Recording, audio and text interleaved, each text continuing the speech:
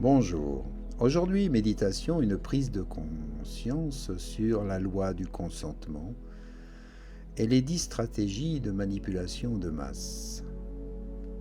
Simplement, non pas pour faire une critique de ce qui est avéré, mais simplement d'en prendre conscience ici maintenant et de méditer sur cette technique pour ne pas se laisser manipuler. La première manipulation, c'est la stratégie de la distraction. Donner l'heure du pain et des jeux. Élément primordial du contrôle social. La stratégie de la diversion consiste à détourner l'attention du public des problèmes importants et des mutations décidées par les élites politiques et économiques. Grâce à un déluge continuel de distractions et d'informations insignifiantes, la stratégie de la diversion est également indispensable pour empêcher le public de s'intéresser aux connaissances essentielles dans les domaines de la science, de l'économie, la psychologie, la neurobiologie et la cybernétique. Garder l'attention du public distraite, loin des véritables problèmes sociaux, captivé par des sujets sans importance réelle. Garder le public toujours occupé, préoccupé, sans aucun temps pour penser. Le deuxième moyen, c'est de créer des problèmes puis offrir des solutions. Cette méthode est aussi appelée problème, réaction, solution. On crée d'abord un problème, une situation prévue pour susciter une certaine réaction du public, afin que celui-ci soit lui-même demandeur des mesures qu'on souhaite lui faire accepter.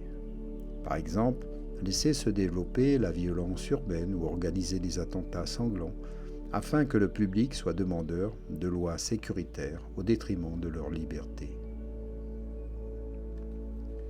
La troisième, c'est la stratégie de la dégradation.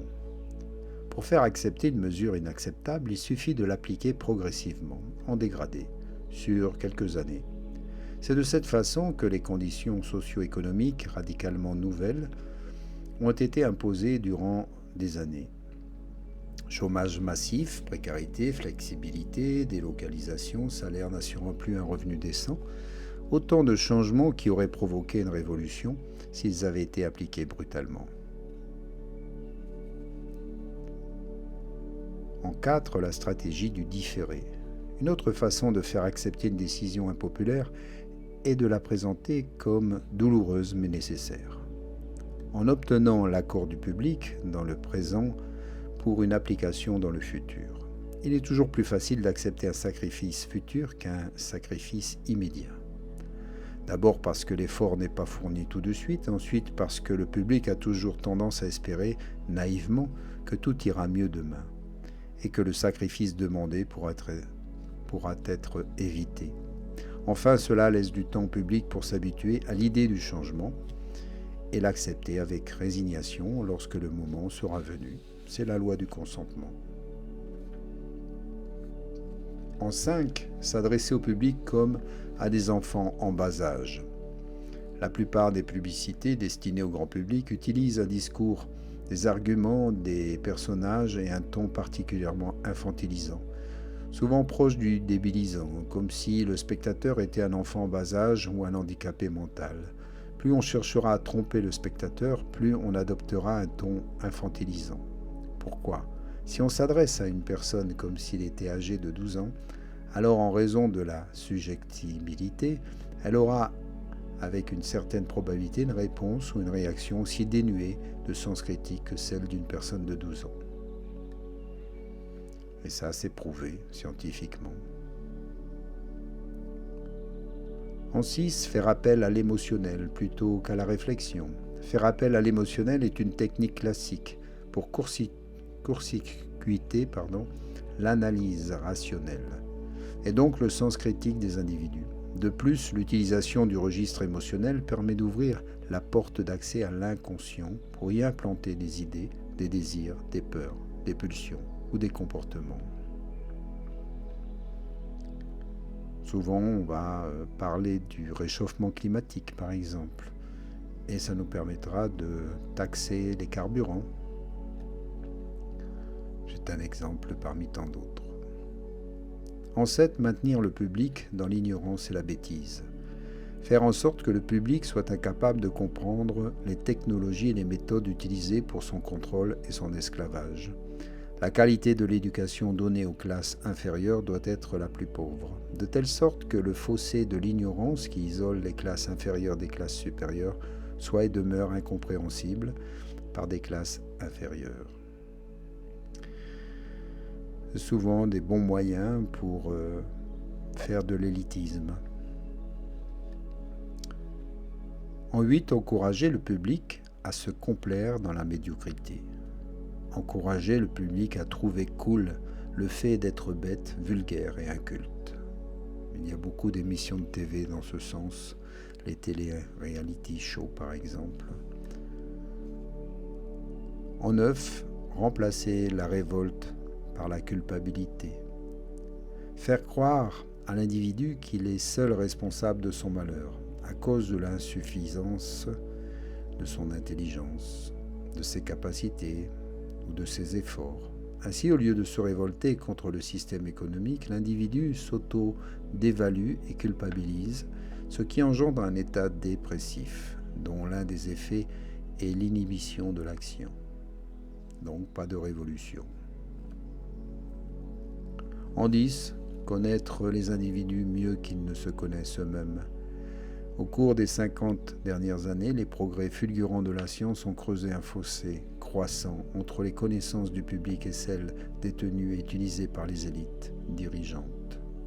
Grâce à la biologie, à la neurobiologie, à la psychologie appliquée, le système est parvenu à une connaissance avancée de l'être humain, à la fois physiquement et psychologiquement. Le système en est arrivé à mieux connaître l'individu moyen que celui-ci ne se connaît lui-même. Cela signifie que, dans la majorité des cas, le système détient un plus grand contrôle et un plus grand pouvoir sur les individus. Et cela leur permet de nous manipuler avec une très grande facilité. Alors peu importe la couleur politique, voilà comment nos chers dirigeants nous manipulent. C'est à nous de nous réveiller, de prendre conscience de toutes ces choses, de ces stratégies, et de ne plus se laisser impacter par ces formes de manipulation. Prenons conscience que nous avons un pouvoir, un libre arbitre, que nous pouvons aussi décider pour nous-mêmes. Nous sommes plus nombreux et ensemble, nous sommes plus forts. C'est à chacun d'entre nous de prendre conscience de ce qui se trame en ce moment et de changer les choses.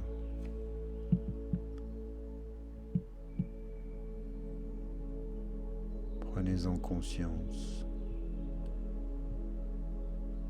Ce ne sont que des indications, mais elles sont réelles. Il est important de s'éveiller, de ne plus se laisser manipuler.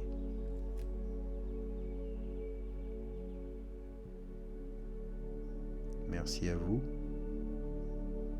et à bientôt. Je garde une grande confiance en l'humanité,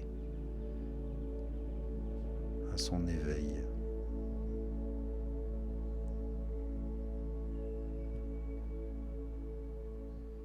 Namasté.